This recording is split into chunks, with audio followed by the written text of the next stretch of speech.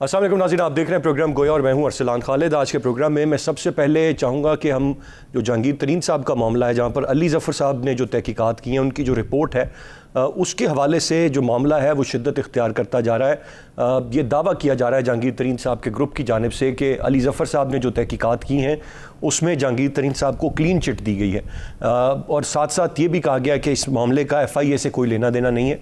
इसमें जो बात सामने आ रही है वो ये है कि अली ज़फ़र साहब ये चाहते हैं कि मामला SECP के पास जाए और वो इस मामले को मज़ीद प्रोबिन करे, FIA नहीं करे। लेकिन साथ साथ उनका ये भी मानना है कि इस रिपोर्ट के हवाले से कोई बात फिल वक्त ना की जाए क्योंकि ये एक बेहतर माहौल इस सारी सूरत हाल से पैदा नहीं होगा। लिहाजा जब तक पब्लिक नहीं किया जाता या कोई बात प्रॉपरली सामने नहीं आ जाती, जहांगीर तरीन साहब के ग्रुप के लोग इस पर ज़्यादा तबसरा ना करें। लेकिन हर जगह पर यह बात बार बार की जा रही है कि जहांगीर तरीन साहब को क्लीन चिट अली ज़फ़र साहब की तहकीकात में मिल गई। इसके साथ साथ एक इंटरलिंक बात यह है कि आया जहांगीर तरीन साहब के ग्रुप ने कोई प्रेशर माउंट किया, कोई प्रेशर बिल्टअप किया था गवर्नमेंट पे वफाक की सतह पर या पंजाब की सतह पर। तो बज़ाहिर हमें इमरान खान साहब के जो स्टेटमेंट सामने आए उनमें वो थ्रू आउट एक ही बात कहते रहे कि किसी किस्म का NRO नहीं दिया जाएगा, किसी को नहीं छोड़ा जाएगा, जो मुलव्विस है उसको कैफिर किरदार तक पहुँचाया जाएगा। लेकिन उसके साथ साथ हम ये भी देख रहे थे कि कहीं ना कहीं प्रेशर बिल्टअप होता हुआ नज़र आ रहा था। ये प्रेशर ज़्यादातर पंजाब में बिल्टअप हुआ और पंजाब में पहले हमने देखा कि जिस तरह DPO लोधरा को तब्दील किया गया, उसके बाद एक डिप्टी सेक्रेटरी को मुकर्रर किया गया था जो ख़ास तौर पर ताउन के लिए था इस जहांगीर तरीन साहब के ग्रुप के लिए।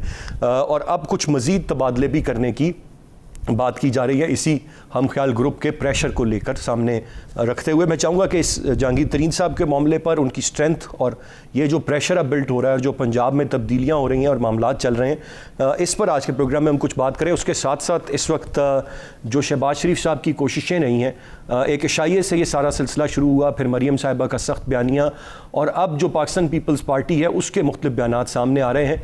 बिलावल साहब ने फरमाया कि उनका मकसद अब नवाज शरीफ साहब या मरीम साहिबा को राज़ी रखना नहीं है, अब जो शहबाज शरीफ साहब का बयानिया होगा, जो पॉलिसी होगी, उसी को वो नून लीग का बयानिया तस्लीम करेंगे। फिर शाहिद खान अब्बासी साहब ने PDM में पीपल्स पार्टी की वापसी को लेकर सख्त मौक़िफ़ अपनाया था, लेकिन राना सनाउल्लाह साहब जो नून लीग के सीनियर रहनुमा है, ऑन द अदर हैंड वो ये कहते दिखाई देते हैं कि हमें कोई एतराज़ नहीं है अगर पीपल्स पार्टी वापस आती है। तो इस वक्त बज़ाहिर जो बयानिया है, जो नैरेटिव है, जो अप्रोच है, वो नून लीग में उसमें बड़ी डिवाइड नज़र आ रही है और मुख्तलिफ बयानात नज़र आ रहे हैं। गो के ये बात हर कोई कहता है कि शरीफ ख़ानदान में कोई दरार पैदा नहीं हो सकती, लेकिन पॉलिसीज़ में बड़ा वाज़ेह फ़र्क है। अब ये क्या ओवरऑल नून लीग की पूरी पॉलिसी का शिफ्ट है जो शहबाज शरीफ साहब को दे दिया गया है, या शहबाज शरीफ साहब की कोई अपनी पॉलिसी और उसको साथ कुछ लोग सपोर्ट कर रहे हैं और नवाज शरीफ साहब और मरीम साहिबा की एक अलहदा से पॉलिसी है? मैं चाहूँगा इस पर भी आज के प्रोग्राम में हम बात करें। गेस्ट पार्टिसिपेंट्स का तारुफ कराता चलूँ। प्रोग्राम में हमें ज्वाइन कर रहे हैं अजीम चौधरी साहब, सीनियर तज्जियाकार हैं, कॉलम निगार हैं, बहुत शुक्रिया आपके वक्त का। इम्तियाज़ गुल साहब हमारे साथ प्रोग्राम में मौजूद हैं, आप भी सीनियर तज्जियाकार हैं, सीनियर कॉलम निगार हैं, बहुत शुक्रिया आपके वक्त का। नसीम सिद्दीकी साहब हमें स्टूडियो में ज्वाइन कर रहे हैं, सीनियर सहाफ़ी हैं, ब्यूरो चीफ अब तक न्यूज़। सर बहुत शुक्रिया। अजीम चौधरी साहब, गुफ्तगू का आगाज़ मैं आपसे करूँगा। सर, कैसे देखते हैं ये जहांगीर तरीन साहब के हवाले से जो रिपोर्ट है अली ज़फ़र साहब की, नताइज का जो तनाज़ा है वो शिद्दत इख्तियार करता नज़र आ रहा है, मुख्तलिफ दावे हैं इसमें जो किए जा रहे हैं। एक तरफ हुकूमत प्रेशर में ना आने की बात करती है, दूसरी जानिब प्रेशर हमें बड़ा वाज़ेह तौर पर नज़र आ रहा है। कैसे देखते हैं इस सारी सिचुएशन को? बहुत शुक्रिया असलान। हुकूमत को अगर ये ख्याल है कि उन पर प्रेशर नहीं है तो आप पर हम ये रफ़ा कर सकते हैं उनका ख्याल। वो बहुत ज़्यादा प्रेशर में है, एक रुकन का प्रेशर भी काफ़ी होता है और ये तो 35 लोग हैं जो 2 हुकूमतों को गिराने की सलाहियत के मालिक। जब तक रिपोर्ट आ नहीं जाती उस वक्त तक उस पर कोई हतमी बात नहीं की जा सकती, लेकिन शुनीद ये है कि जहांगीर तरीन साहब के बारे में अली ज़फ़र साहब की राय ये है कि उन्होंने ऐसा कोई जुर्म नहीं किया कि जिसकी पादाश में उनको FIA के हवाले कर दिया जाए, वो गिरफ्तार हो, उन पर मुकदमा चले। लेकिन इससे पहले भी कई दफ़ा जहांगीर तरीन साहब अदालतों में, नैब में इधर उधर आते रहे और ख़त्म होते रहे। ये भी इसी तरह ख़त्म होने का इम्कान है। जब रिपोर्ट आएगी तो फिर देखेंगे, आज की सूरत हाल तो ये है कि ये ख़त्म हो जाएगा। जहाँ तक मामला ये है कि उनके दबाव के नतीजे में डिप्टी सेक्रेटरी को लगा दिया गया, तो ये कोई बड़ी बात नहीं है। मैं थोड़ा सा इस वर्किंग को जानता हूँ। हर प्राइम मिनिस्टर के सेक्रेटेरिएट में भी और चीफ मिनिस्टर के सेक्रेटेरिएट में भी अरकान की एक मखसूस तादाद के लिए एक डिप्टी सेक्रेटरी मौजूद होता है जो उनकी एप्लीकेशन, उनके मामलात को देखता है, जो DO जारी करने होते हैं, जो इंस्ट्रक्शंस देनी होती हैं, जो प्राइम मिनिस्टर से या चीफ मिनिस्टर से इंस्ट्रक्शन लेकर आगे पास करनी होती हैं वो डिप्टी सेक्रेटरी के जरिए ही होती हैं। तो ये कोई अनहोनी बात नहीं थी कि एक डिप्टी सेक्रेटरी को यहाँ लगा दिया गया। नहीं, लेकिन चौधरी साहब, जो डीपीओ का तबादला होना, असिस्टेंट कमिश्नर्स तब्दील हो रहे हैं, मर्जी पे तब्दील हो रहे हैं, नोटिफिकेशन किसी का आता है, एन वक्त पे नाम तब्दील हो जाता है, ये भी मामूल की बात है? नहीं, ये मामूल की बात नहीं है। जो मामूल की बात नहीं है वो बिल्कुल भी नहीं है। मैं आपसे एक अर्ज करता चला दूं, जहांगीर तरीन साहब के ग्रुप में एक साहब ऐसे हैं जिन्होंने लाहौर रायविंड रोड पर कोई एक हाउसिंग सोसाइटी किसी की मलकियत थी वो उससे खरीद ली है, या जो भी उनके साथ मामला किए हैं। अब वहाँ LDA के बनाए हुए नक्शे पहले अप्रूव थे, उन नक्शों में बड़ी तब्दीली की जा रही है और उस तब्दीली के नतीजे में 6 से 7 अरब रुपए वो कमाना चाहते हैं, जो उन्होंने कमाने शुरू कर दिए हुए हैं। ये साहब टीवी पर आकर काफ़ी चीख के गए हुए हैं, काफ़ी बोले हुए हैं, और वो ये कह रहे थे कि हम इमरान खान पे कोई हमने वो नहीं किया हुआ, तो हम इमरान खान हमें रोटी नहीं देता। वो लोगों की जेब से रोटी लेना चाहते हैं। तो जहांगीर तरीन साहब को भी चाहिए कि वो अपने मामला जहां देख रहे हैं अपने साथियों के मामला भी देखें, और प्राइम मिनिस्टर और चीफ मिनिस्टर को भी चाहिए कि वो जो उनको लचक दे रहे हैं उसमें ये देखें कि लोगों के पैसे अगर एक तरीके से नहीं लूटे जा रहे तो क्या दूसरे तरीके से लूटे जा रहे हैं। मेरा ये ख्याल है कि तमाम अरकान असम्बली, वो कोई भी हो, अली बेचीन जो भी हो, उसके असासों की तहकीकात तो होनी ही चाहिए, और उसके मामला जो हैं उस पर पब्लिक से राय ले लीजिए और पब्लिक अपनी राय दे देगी।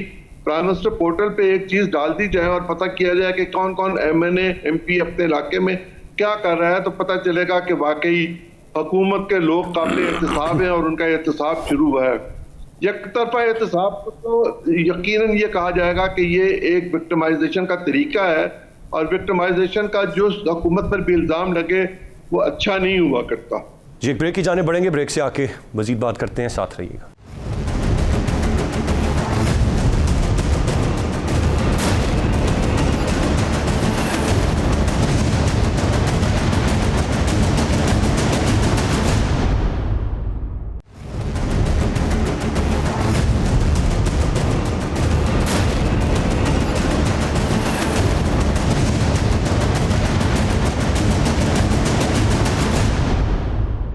जी, वेलकम बैक। इम्तियाज़ गुल साहब की जानिब में बढ़ूंगा। गुल साहब, आप कैसे देख रहे हैं इस सारी सिचुएशन को? जो प्रेशर है उसको, जो अली ज़फ़र साहब की तहकीकात हैं उसको, उनके नताइज जिस तरह से उनका तनाज़ा एक शिद्दत इख्तियार करता जा रहा है, फिर बैरिस्टर शहजाद अकबर की और बैरिस्टर अली ज़फ़र की जहांगीर तरीन साहब से मुश्तरका मुलाकात की खबरें चलती हैं, फिर उनकी तरदीद भी हो जाती है। How do you see the situation? जी, अली ज़फ़र साहब की रिपोर्ट आ गई हुई है, पब्लिक हो गई है? जी नहीं, ये पब्लिक नहीं हुई है सर, लेकिन इसके हवाले से बातें जो हम ख्याल ग्रुप है वो पहले से ये कह रहा है जी उन्होंने क्लीन चिट दे दी है, सारी बातें वो पहले से उस रिपोर्ट के बारे में बातें कर। देखिए अरसलान, ये तो मुझे नहीं समझ कि हम इस बात पे वक्त ही क्यों ज़ाया कर रहे हैं स्पेकुलेशन की बुनियाद पे कि अगर रिपोर्ट अभी तक आई नहीं है तो हमें इख्तियार कैसा है, किस किस्म का इख्तियार है इवन सहाफ़ती उससे कि हम उसका जायज़ा लें। नहीं सर, हमें कतन नहीं है, हम बात इसके अराउंड, हम रिपोर्ट पर बात नहीं कर रहे।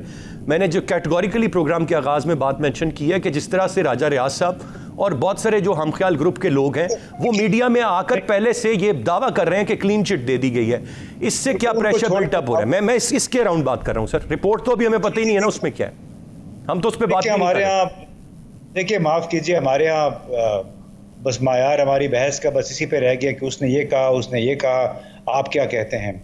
तो बड़े एक अफसोस की बात है, अफसोसनाक सूरत हाल है। हर तरफ इतना हमें तनज़्ज़ुल नज़र आ रहा है, नेतात नज़र आ रहा है कि जो बड़े बड़े लोग टीवी पे भी आके बातें करते हैं, उनके जब आप ख़ुद कुरेदना शुरू करें तो उनके अपने बहुत सारे मामलात निकल आते हैं, चाहे वो जहांगीर तरीन है, चाहे वो मलिक रियाज है, चाहे वो रियाज अभी जो आप पीपल्स पार्टी राजा रियाज का आपने नाम लिया, भले कोई भी हो, उसमें पाकिस्तान में चूँकि इतना पवित्र कोई भी नहीं है, इसमें लोगों के बड़े बड़े बिजनेस ग्रोही मफादात हैं जिसको बचाने के लिए वो कभी टीवी का सहारा लेते हैं, कभी अखबारों का सहारा लेते हैं। तो बिलाशुबा जहांगीर तरीन के ख़िलाफ़ मुकदमे के बाद अब जो सूरत हाल पैदा हुई है उससे हुकूमत को परेशानी हुई बिलाशुबा, लेकिन हुकूमत के लिए वाक़ईतन क्या वो परेशानी है? क्या वाक़ईतन जहांगीर तरीन को ऐसा काम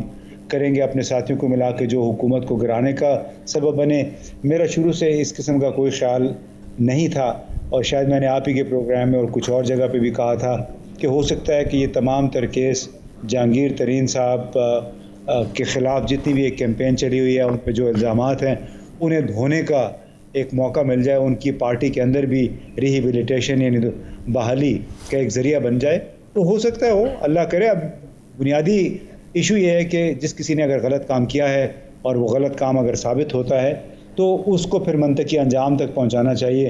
अब ये नहीं हो सकता कि लोग बड़े बड़े वकील करते हैं, बड़ी बड़ी फ़ीसें दे के, और उससे फिर बड़े बड़े जुर्म जो हैं उन पे भी पर्दा डलवा देते हैं, उनके मुकदमात में ताख़ीर होती जाती है, तारीख़ें नहीं पड़ती हैं।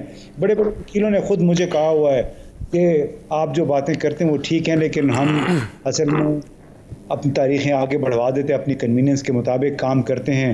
तो लिहाजा अमली बात यह है कि चाहे वो वकील सफाई और वकील इस्तिगासा जो आपस में मिले होते हैं, वो मिली भगत के साथ मुकदमे आगे चलाते हैं। और ख़ास तौर पर फिर जो बड़े लोग हैं हमारे, जिनको कहते हैं कि पाकिस्तान की वो इज़्ज़त हैं, पाकिस्तान का वो वक़ार हैं, वो जो पार्लियामान में बैठे हमारे साबिक़ वज़ीर आज़म, साबिक़ सदूर, वो जब वकील करते हैं तो वो वकील तो अपने परों पे पानी नहीं पड़ने देते।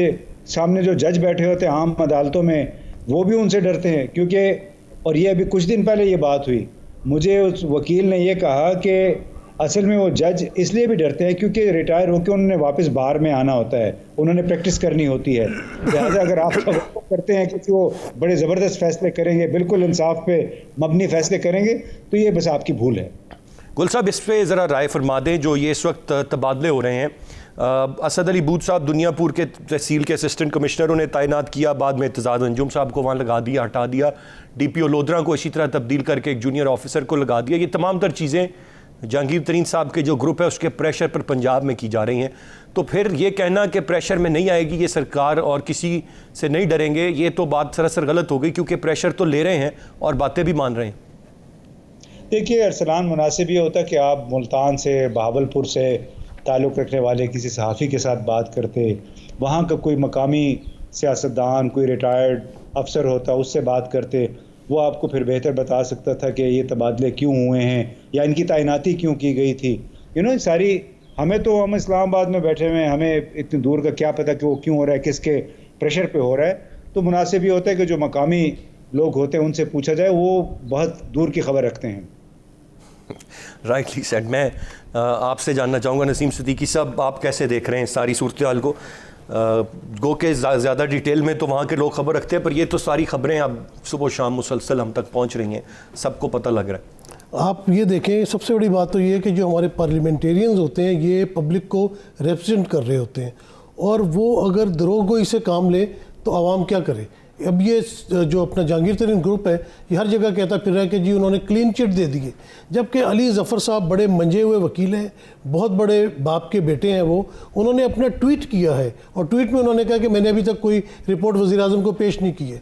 तो उससे आगे तो बात ही नहीं बनती, जैसे इम्तियाज़ गुल साहब ने फरमाया, उसके आगे तो ये बहस बनती नहीं। लेकिन क्योंकि आपने क्वेश्चन दूसरे पैराए में पूछा है कि ये JKT ग्रुप के जो लोग हैं ये दावा करते फिर रहे हैं, ये दावा करते फिर रहे हैं, ये अपने काम करवाना चाहते हैं, इनको जहांगीर तरीन से इतना ज़्यादा इंटरेस्ट नहीं है, ये उनके शेल्टर में आके अपने काम करवा रहे हैं। और आप बिल्कुल ठीक कह रहे हैं कि ये जो देही इलाके होते हैं ना, इनके MNA MPA, इनकी यही कोशिश होती है कि अपना SHO लगवा लिया, अपना DPO लगवा लिया, अपना सेक्रेटरी लगवा लिया।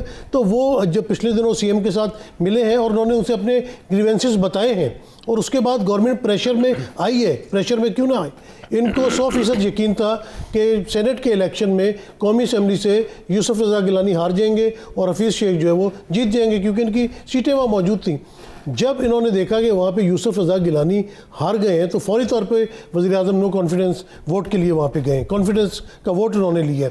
तो ये प्रेशर तो बहुत बड़ा था कि अगर 10 से 11 बंदे कौमी असम्बली में इधर से उधर हो जाए तो इनकी वजारतें आजमा जा सकती है। और पंजाब में भी अगर 30-31 क्या, वहाँ पे तो मेरे ख्याल से 15-16 ही अगर आगे पीछे हो जाए तो वहाँ की गवर्नमेंट भी गिर सकती है। तो प्रेशर तो है, प्रेशर लिया है गवर्नमेंट ने, लेकिन अभी गवर्नमेंट इस मामले में ओपन नहीं आई। किसी मिनिस्टर ने आके नहीं कहा कि हमारे तमाम मामलात हो, तो उन्होंने ये ज़रूर कहा कि हमारे मामलात ठीक हो गए, लेकिन जहांगीर तरीन को अभी प्राइम मिनिस्टर या इदारों की तरफ से क्लीन चिट नहीं मिली। अच्छा, दूसरी तरफ अगर लें तो बड़ा अजीब व गरीब पाकिस्तान का निज़ाम है। जहांगीर तरीन साहब के साथ अगर ज़्यादती भी हो रही है तो वो इसको फेस करें।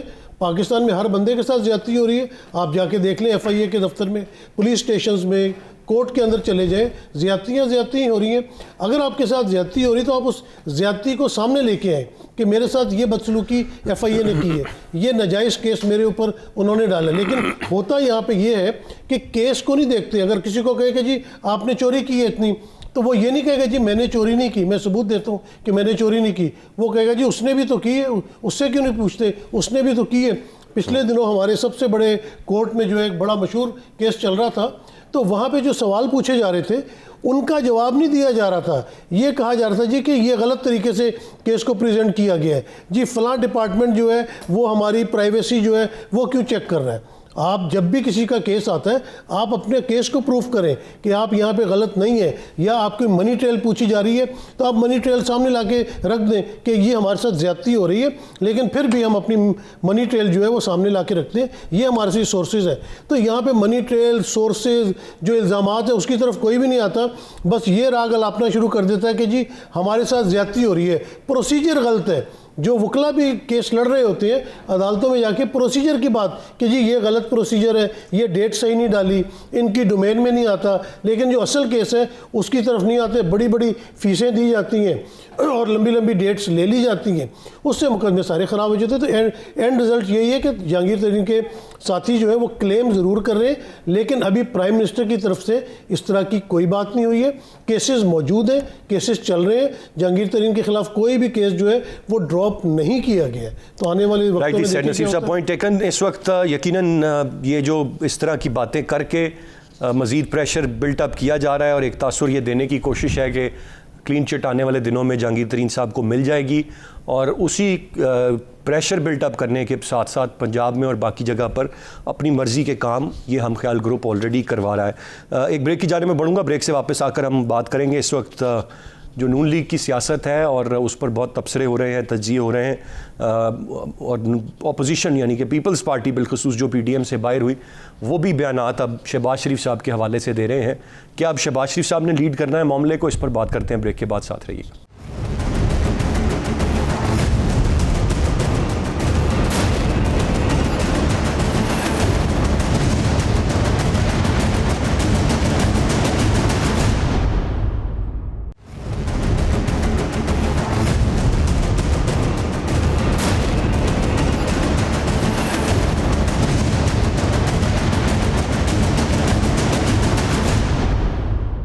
जी वेलकम बैक। मैं अजीम चौधरी साहब, अब कुछ थोड़ी सी बात इस वक्त गो के PDM में अब कोई ज़्यादा जान नहीं है बची। मरियम साहिबा के स्टेटमेंट बड़े वाज़े तौर पर सामने आए, उन्होंने एक सख्त मौक़िफ़ अपनाया था, यही वजह है कि शायद PDM टूटी थी, और अब भी वो अपने सख्त मौक़िफ़ पर कायम है, लेकिन बज़ाहिर सामने शहबाज शरीफ साहब अब आ गए। और जिस तरह से पीपल्स पार्टी ये बयान दे रही है कि नवाज़ शरीफ और मरियम साहिबा के जवाब दे नहीं शहबाज शरीफ साहब के बयानिए को नून लीग की पॉलिसी समझेंगे, अब क्या कोई शहबाज शरीफ साहब का ही बयानिया चलेगा आगे? शहबाज शरीफ साहब और नवाज शरीफ साहब दोनों जब पाकिस्तान में मौजूद थे तब भी दो बयानिए थे, जिसको PMLN की बाकी लीडरशिप ये कहती है कि हमारे यहाँ इख्तलाफ राय मौजूद है लेकिन हमारे यहाँ ग्रुपिंग नहीं है। और इख्तलाफ राय पोलिटिकल पार्टीज में होता है, ये बात दुरुस्त है, लेकिन पाकिस्तान के अवाम मियाँ नवाज शरीफ को वोट देना चाहते हैं, और मियाँ नवाज शरीफ साहब ने एक मजबूरी के तहत शहबाज साहब को मुस्लिम लीग का सदर बनाया, और उसके नतीजे में अब जो लीगल मामलात हैं वो तो शहबाज शरीफ साहब ही डील करेंगे इलेक्शन कमीशन से। अगर वो तब्दील नहीं होते, पार्टी उनको तब्दील नहीं करती, तो अगली टिकटें जो उन्हीं के दस्तखतों के साथ जारी होंगी अगले इंतखाबात के लिए। उस हद तक तो शहबाज शरीफ साहब रेलेवेंट हैं, लेकिन पब्लिक पॉलिटिक्स में शहबाज शरीफ साहब रेलेवेंट नहीं है। वो कौमी असम्बली में और पार्लियामेंट में आप कह लें कि बहुत रेलेवेंट हैं, और उस हवाले से उनकी जिम्मेदारियां भी हैं, उनको लोगों को साथ भी लेके चलना है। अगर वो किसी इशू पर बाइकआउट करना चाहें, कोई एक मौक़िफ़ देना चाहें, तो वो मौक़िफ़ 2, 3, 4 पार्टीज़ का हो जाएगा अगर वो इत्तफाक के राय कायम नहीं करेंगे। लेकिन वैसे ही इत्तफाक के राय कायम करना ज़रूरी है यूसुफ रज़ा गिलानी के लिए भी, जो हो नहीं सकता। जब सेनेट में नहीं हो सकता तो जो कौमी असम्बली में हुआ है वो भी ख़राब हो जाएगा, इसलिए कि वहाँ हार्ड लाइन ली जाएगी और उस हार्ड लाइन के नतीजे में उनके दरमियान मामला ख़राब होंगे और इख्तलाफ पैदा होगा, शिकायत होगी। और वह शिकायत हम देख चुके हुए हैं PDM के प्लेटफॉर्म पर। PDM के मामला जो हैं वो हैं एजिटेशन पॉलिटिक्स के। वो एजिटेशन पॉलिटिक्स की वजह से अपने आप को जिंदा रखना चाहते हैं। ये वो जानते हैं कि इन हालात में अगर हुकूमत तब्दील भी हो जाए तो कोई भी शख्स पाकिस्तान के इन मामलात को संभाल नहीं सकता, और अगला इलेक्शन जब कभी भी होगा उसमें अपनी परफॉर्मेंस जितनी भी होगी, साल 2 साल 3 साल जो भी वक्त उसको मिलेगा, 2 साल से ज़्यादा तो मिल ही नहीं सकते, उस परफॉर्मेंस की बुनियाद पर इंतखाब जीता नहीं जा सकता। यही सूरत हाल मौजूदा हुकूमत के लिए भी है। हम जो इधर उधर से गुफ्तगू सुनते हैं, किसी की डील हो गई, किसी का मामला हो गया, किसी को लचक मिल गई, किसी के लिए रियायत हो गई, किसी का सख्ती हो गई, हमें इस बात को अगर जहन में हम रख लें कि इसमें और भी फरीक मौजूद हैं, और वो फरीक जब अपना काम करते हैं और अपने मामला को सेटल करने की कोशिश करते हैं, तो मैं भी ये चाहूँगा कि आप PTV पे बैठ के मेरे बारे में कोई मनफी फिक्रा ना बोलें। और दुनिया का हर शख्स यही चाहेगा, हर इदारा ये चाहेगा कि उसके बारे में मनफी बात ना की जाए, उसका सिर्फ मस्बत पहलू दिखाया जाए। पाकिस्तान का इलेक्ट्रॉनिक मीडिया और पाकिस्तान का ओवरऑल मीडिया एक सिमत की तरफ जाना चाहता है जिसको जाने नहीं दिया जाता, और फिर जब वो दूसरी सिमत की तरफ जाना चाहता है तो वहां भी नहीं जाने दिया जाता। तो इस सूरत हाल में जो सूरत हाल पाकिस्तान के अंदर बनी हुई है, पॉलिटिक्स की, मीडिया की, इज़हार राय की, उस सब में लोगों पर कदगने मौजूद हैं। किसी की कोई मजबूरी है, किसी की कोई मजबूरी है। शहबाज शरीफ साहब की मजबूरी है कि वह नवाज शरीफ के नहीं चल सकते, और नवाज शरीफ साहब की यह मजबूरी है कि उनकी साहबजादी के साथ मुज़ाकरात करने वाले उस तरह मुज़ाकरात कर नहीं सकते, क्योंकि वो एक खातून भी हैं और जज्बाती भी हैं और गैर तजर्बाकार भी हैं। इसकी मौजूदगी में उनके लिए बहुत ज़्यादा दिक्कत है। मामला को अपने घर के अंदर समेटेंगे तो बाहर सिमट जाएंगे, और अगर घर में नहीं समेट सकेंगे तो मंजर आम पर बहुत ज़्यादा आएंगे। कल बिलावल भुट्टो ने एक्सप्लॉइट करने की कोशिश की है, लेकिन जिस हद तक मैं जानता हूँ इस ख़ानदान को, ये अपने मामला अपने घर के अंदर तय करने के आदी हैं। इम्तियाज़ गुल साहब, मैं आपसे जानना चाहूँगा, इस वक्त जो बातें की जा रही हैं वो ये कि जो बयानिया था नवाज शरीफ साहब का, मरियम साहिबा का, या जिस तरह से उन्होंने सोचा था कि वो सिस्टम को लपेटने की बात करेंगे, इस्टेब्लिशमेंट के ख़िलाफ़ नारा बुलंद करेंगे और फिर अवाम में कोई पॉपुलैरिटी ले सकेंगे, तो उस तरह उनको पजीराई नहीं मिली अवाम में उतनी इस नारे को लेकर, और उनकी जो स्ट्रैटेजी इस्टेब्लिशमेंट को लेकर थी वो नाकाम हुई। लिहाजा it's a change of heart now, अब अप्रोच बदल गई है और अब फोकस जो है वो अगले इंतखाबात पर है, और अब इस तरह की कोई मज़ाहमती सियासत करने की कोई इंटेंशन भी नहीं है नून लीग की। यही वजह है कि अब शहबाज शरीफ साहब सामने आए हैं। आप कैसे सर इस सारी सूरत हाल को देखते हैं? वो मुसालिहत की तरफ जा रहे हैं, जो हज़ाराई है उससे मेरा ख्याल है थोड़ा सा गुरेज कर रहे हैं, लेकिन जो जहाँ तक आवाम की पजीराई की या गैर पजीराई की बात है वो तो इलेक्शन में होती है। इलेक्शन कोई नहीं हुआ, लिहाजा हमें नहीं पता कि आवाम ने किसको मुस्तरद किया, किसको कबूल किया। एक बात बड़ी वाज़ेह थी शुरू से अब कि हमारे साथ बरादरी जो बार बार PDM में एक मुर्दा घोड़े में जान फूंकने की कोशिश कर रही है, और जो कि बिल्कुल अब तश्तज़बाम हो गया है कि गुज़िश्ता 2 दिन के दौरान एक बार फिर जिस अंदाज़ में दुश्मन तराज़ी की है पीपल्स पार्टी, मुस्लिम लीग और फजल रहमान साहब ने एक दूसरे के बारे में, उससे मेरा ख्याल है लोगों को समझ आ जाना चाहिए, बल्कि आ गया होगा कि ये बस एक मफादात पे मबनी एक टोला है, उसके अंदर अब भांत की बोलियां हैं, और बिल्कुल पीपल्स पार्टी ने जो अपना चाहा था वही हासिल किया, और उसी की वजह से PDM जो है पहले पंक्चर हुआ और अब अमलन वो ख़त्म हो गया है। क्योंकि जो बातें आज सेनेट के इलेक्शन के मौके पे हुई थी उससे ज़्यादा बातें अभी कम अज़ कम कायरा साहब ने, पीपल्स पार्टी के दूसरे रहनुमाओं ने और मरियम नवाज़, शायद खाकान अब्बासी ने एक दूसरे के बारे में कर लिए। तो हम खामखा उनको इतना वक्त दे रहे हैं, बजाय इसके कि उनको मजबूर किया जाए इस बात पे कि इस मुल्क के आवाम के बड़े गंभीर मसाइल हैं, सेहत के मसाइल हैं, तालीम के, रोज़गार के बड़े शदीद मसाइल हैं। किस तरह ये मिल के उस पर तवज्जो दे, हुकूमत का एहतसाब करें इसकी इक़्तिसादी मामलात पे, माशी कारकर्दगी पे, बजाय इसके कर लगे हमें कि उसने ये कहा, इसने ये कहा और वो ये चाहता है, वो ये चाहता है। मुस्लिम लीग ने भी यही रहना है, पीपल्स पार्टी भी यही है, PTI ने भी यही रहना है। जब इलेक्शन होंगे तो सारा कुछ बड़ा क्लियर हो जाएगा कि किसका बयानिया कौन सी पार्टी पे हावी आया है। बिल्कुल सही, ये वाज़े हो जाएगा इलेक्शन में कि किसका बयानिया। लेकिन गुल साहब, ये जो अवाम की सपोर्ट होती है या जो जलसे जुलूस होते हैं, अवाम किसकी कॉल पे कितना निकलते हैं, जैसे मान लीजिए कि एक बड़ा टर्निंग पॉइंट साबित हुआ था जो लाहौर का जलसा था, जहां अवाम पंजाब में नहीं निकल पाए थे। ये क्या पैरामीटर नहीं होते चेक करने का कि बयानिया मकबूल हो रहा है या नहीं हो रहा है? इन्होंने तो एक तहरीक का आगाज़ किया था, वो अगर तहरीक ही नहीं चल पाई तो ये क्या काफ़ी नहीं है जान लेने के लिए कि उसको पब्लिक सपोर्ट नहीं मिली? इलेक्शन तो यकीनन 2 साल बाद आएगा। नहीं अरसलान, आप इतने भोले तो नहीं हैं कि एक जलसे के ज़रिए जो है तो आप किसी की मकबूलियत का अंदाज़ा लगा सकते हैं। आपको पता है कि जब जलसे यहाँ पे होते हैं तो किसकी ड्यूटियाँ लगती हैं बसें भर के लाने की, MNAs, MPAs, सबको एक टास्क दिया जाता है, फिर वो दिहाड़ियों पे काफ़ी सारे मज़दूर भर के लाए जाते हैं। तो अगर कोई किसी जलसे में 1 लाख बंदा मौजूद भी हो तो आधे लोग तो उसमें से सारे किराए के होते हैं। कोई बेचारे एक बिरयानी के एक चिकन पीस के चक्कर में और एक 500-1000 रुपये के एवज़ आए होते हैं। मेरा ख्याल है ये हम लोगों को ये कबूल करना चाहिए कि ये बुनियादी तौर पे कैप्टिव ऑडियंस होता है कि अगर 100 बसें आती है तो 100 बसों में वैसे ही 5000 बंदा आ जाता है। तो इसमें हमें थोड़ा सा हकीकत पसंदाना अंदाज में इस बात का तयन करना चाहिए कि आया जो जलसों में लोग आते हैं वाक़तन वो 100% उस जमात की मकबूलियत को ज़ाहिर करते हैं, या फिर उसमें से कई लोग ऐसे जो कि कुछ लोग तफरीक के लिए आते हैं, कुछ लोग खुराक के लिए आ जाते हैं, कुछ लोग एक दिहाड़ी के एवज़ आते हैं। तो हमें थोड़ा सा इस बात पर हकीकत पसंदाना मौक़िफ़ इख्तियार करना चाहिए, मैं समझता हूँ। Rightly sir. नसीम सिद्दीकी साहब, आप कैसे देख रहे हैं सारी सूरत हाल को, और कौन अब सामने खेलेगा? क्या मरियम साहिबा नई सामने उस तरह से आपको नज़र आएंगी या वो साथ साथ रहेंगी? बहुत सारे लोगों का मानना यह है कि अल्टीमेटली मुस्तकबिल तो नून लीग का वही है।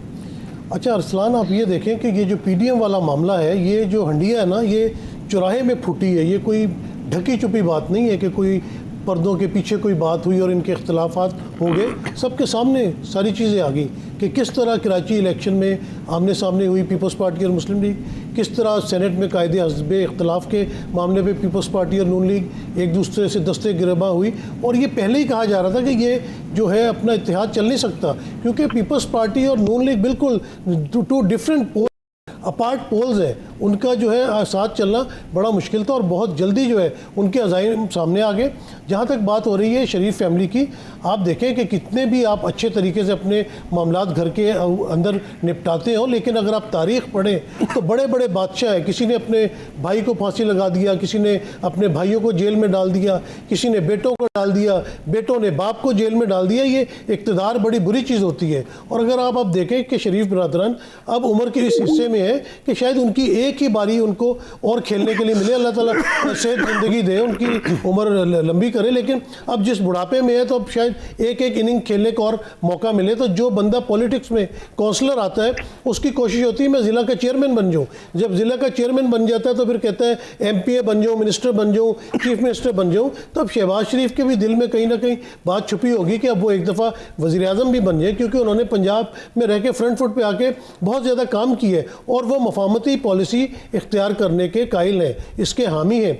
फिर उनके अपने बेटे इस वक्त जो है वो एक एग्जाइल में है, सुल्तान शहबाज। दूसरा हमजा ने 2 दफ़ा जेल काटी है, मुशर्रफ दौर में भी जेल काटी है, अभी भी जेल काटी है। तो उनको ये भी होगा कि मेरे बेटे को भी पॉलिटिक्स में कोई ना कोई हिस्सा मिले, और ये चीज़ें अब सामने आना शुरू हो गई हैं। आप PDM के मामले में देख लें, जब उन्होंने कायदे हस्ब इख्तलाफ के तौर पर उन्होंने डिनर दिया तो उसमें उन्होंने मरीम को नहीं बुलाया। हालांकि बेशक वो पार्लियामेंटेरियंस का था, लेकिन अगर आप कोई 1-2 गेस्ट फैमिली के बुला लेते तो किसी ने मना तो नहीं करना था ना कि आप ना आए वहाँ पे। फिर जिस तरह उन्होंने PDM में दोबारा पीपल्स पार्टी और ANP को शामिल करने की बात की है, दूसरी तरफ फ़ौरन ही डिनाइल आ गया।